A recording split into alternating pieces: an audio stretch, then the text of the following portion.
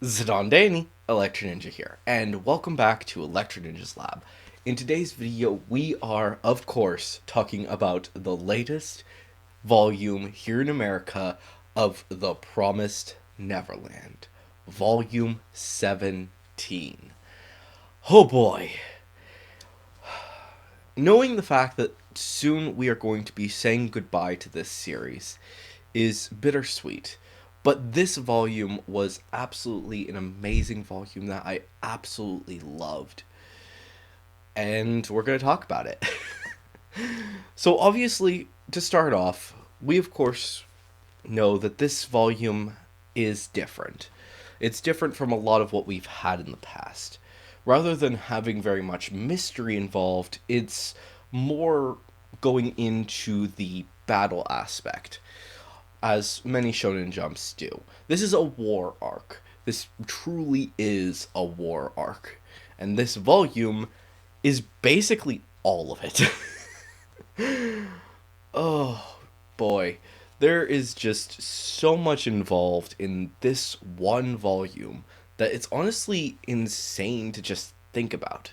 Starting off, obviously, we catch up with our characters from the last volume, seeing that Dawn and Gilda have just come across Majika and Sanju, and now they have to fight off all of the Lambda people to basically say, hey, stop it. You're not being very happy and you're being very rude. These people are not evil, kind of. So stop it. Be good people. Don't attack our friends. And obviously, Sunju disables all of them without killing any of them. And they all surrender. Which honestly was just a bit of a weird situation, to say the least. But yeah, come on. Even if it wasn't a bit of a cheesed poll, Sanju would have won. I think Kayushirai only did what she did in order to, by having all of the Lambda people have seizures, in order to make it so that none of these people would die. I think that's honestly the only reason that this happened. Then we go back and we see the stuff with Ray, who meets up with Emma. And, yeah, that was a weird situation. She's just, after we finish up with Mujika and Sanju, Ray is just walking, and then, boom, Emma's there.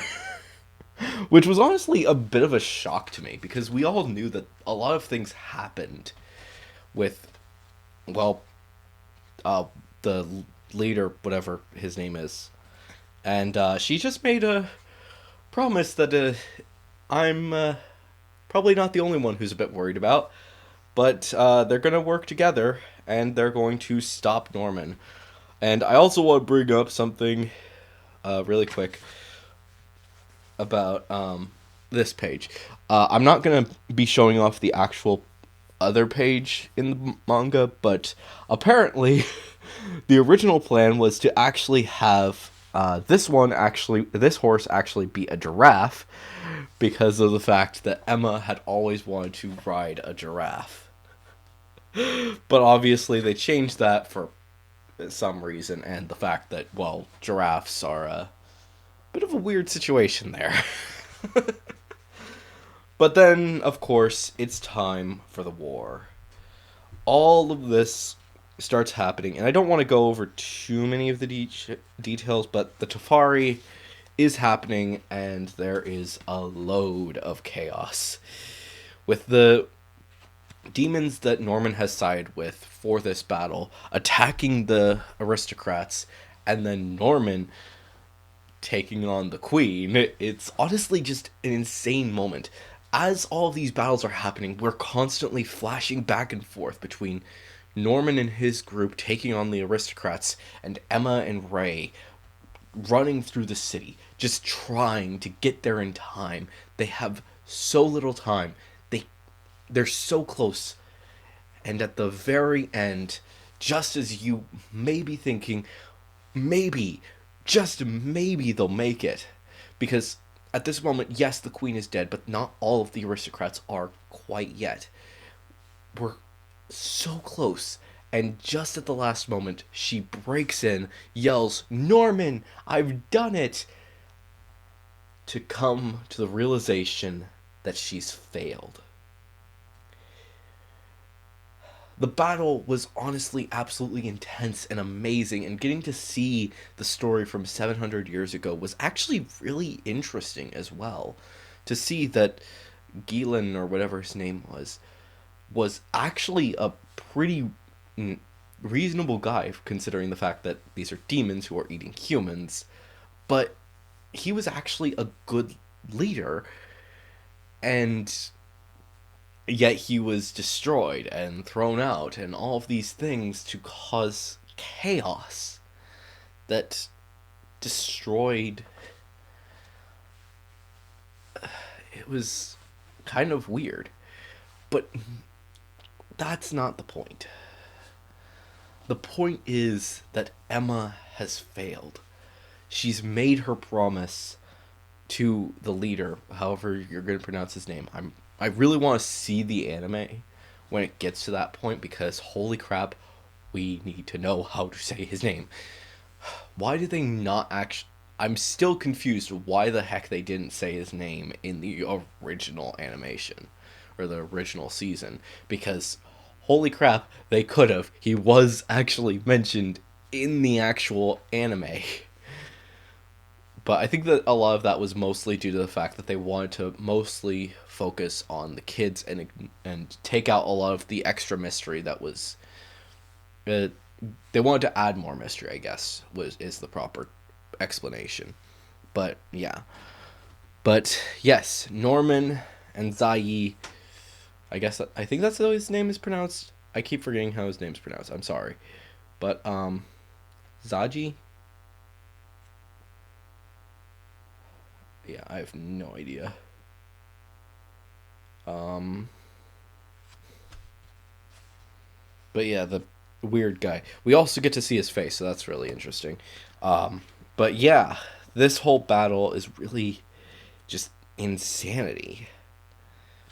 But now for a question. What is going to happen? Is it possible that we're not getting a happy ending? Honestly, the fact is that we don't know what the promise was that Emma made.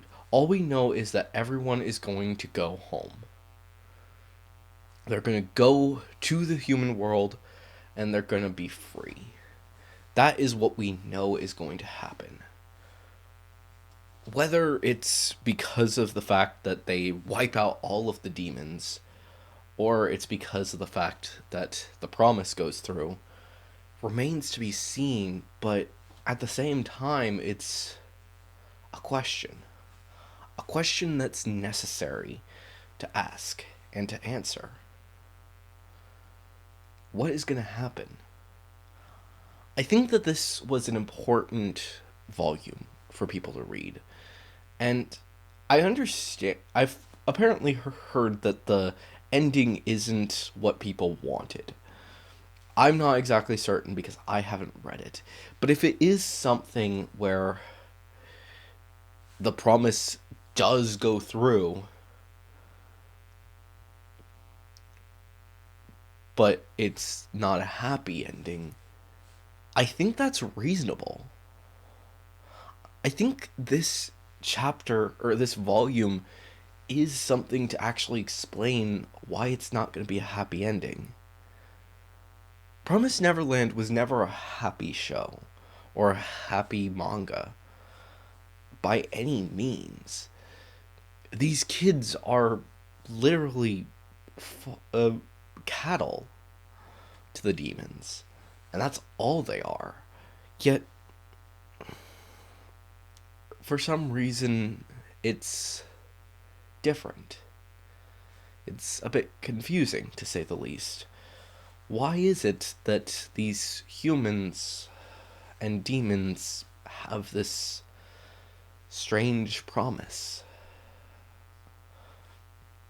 Why is it that all these things happen? This isn't a happy story. And if it doesn't end well, I don't think that's necessarily a bad thing. They worked hard to make sure that they could live their lives.